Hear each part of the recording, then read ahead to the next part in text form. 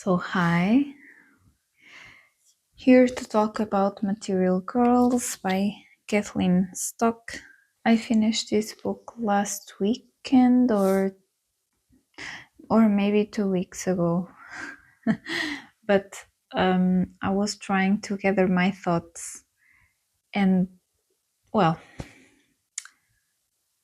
other things got in the way for me to film the video, but I'm here now.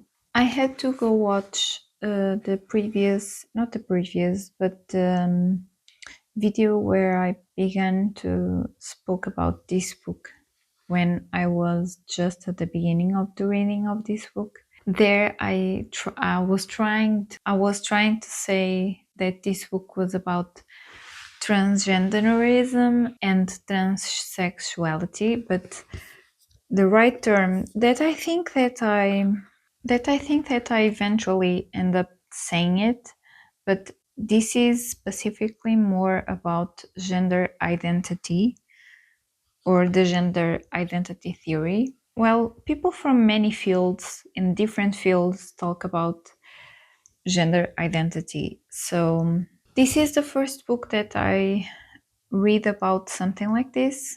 Kathleen Stock has a background. She's a teacher of philosophy. She many times explores terms and concepts in terms of a philosophical way and sometimes also a linguistic way, and how that can impact or have consequences in the real world. Among other things, in this book, she will explore things about gender versus sex and how it's important to not know biological sex in the matter of how we discuss gender identity, or maybe how sometimes people who speak about gender identity theory want to erase the existence of biological sex. So in terms biology versus identity and so on, I do believe that trans people exist and that they deserve proper healthcare, equal opportunities in the job market, and to live their lives free of hate. But I do also believe, and I think that's where the author was coming from, she never in any point denies the right of trans people to express themselves, or that she never denies that trans people do exist, or she never diminished their existence. That's not the point of this book, and it's not the point that the author makes, not whatsoever. So what I'm saying is what also the author believes in. But what she does with this book is to, in a more philosophical, linguistic, politic way, and the way she writes and the concepts that she goes to grab, and the type of discussion that she brings to the table. Not that she goes to terrain never spoken about, that's not it, but she speaks about the same subjects with another light, and she discusses, as I know I'm repeating myself, but she discusses many authors that are really famous in this field, pro-trans and so on, and well, not pro-trans per se, but pro-gender identity theory. But I think what Kathleen Stock wanted to do with this book was to say that we need to be able to distinguish between perceivable biological reality and invisible gender identity. She refutes the idea that there isn't biological sex. She is much of the idea that exists biological sex and people are born female or male, of course, this includes intersex people that are either also male or female with DST, and she goes to explain this.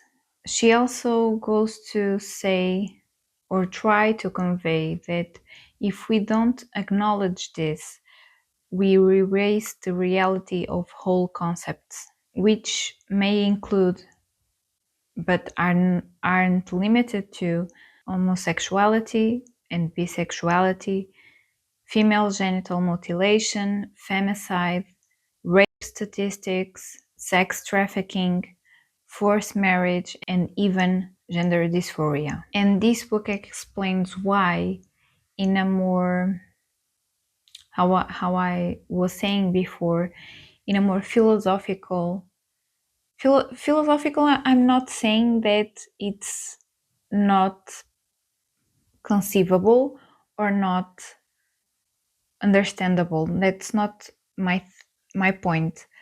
I'm saying this in terms of she goes to explore these and explain her ideas and her perspectives about this subject and these terms that I'm talking to you about. From this book, we could say that it would be wonderful or ideal if biological sex didn't matter, but that's not the reality we live in. We live in a world where women, females, are oppressed not because their gender identity, but because of their biology. Of course, trans women are oppressed too, but their oppression shouldn't and cannot infringe on the safety of women and girls, meaning females, globally. Something that Kathleen Stock does here, and of course I'm saying this from a place where I haven't read other works from the other part of the argument, so I'm not here to say that the other part it's ill-equipped or anything like that, but something that I noticed is that she doesn't claim things, or is not claim, is more like contrapoint, or she doesn't overreach. I think that's what I'm trying to say. She picks apart facts from propaganda and other arguments really carefully, scrutinizing every claim and specifying in which point she disagrees and why. And also she gives a proposal on which we should think about, or on which we should think in a new way. Some of her main targets are academics and pressure groups claiming to represent trans people, but she criticizes polarization in general and includes some examples of bad faith arguments from the gender critical movement, as well as other commentators from outside feminism, such as Douglas Murray.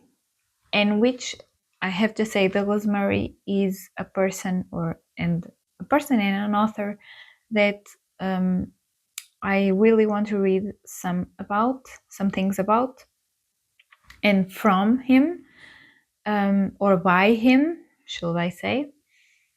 But yeah, she is something that she passes by in this book as well. I think I can say that the tone throughout the book is consistently calm, and Kathleen Stock herself is a lesbian, so she probably has her own experiences just by the fact that she is a lesbian, so that she doesn't dwell on that in any point. She just points out in sometimes that herself is a lesbian, just a fact, but just as a fact, but not, she doesn't put personal things in this book whatsoever. I think I can say, and this is my perspective on the book that Kathleen has a lot of empathy with the whole group, right? Kathleen Stock uses a concept here of immersion in a collective fiction when it comes to assigning trans people to specific conceptual categories.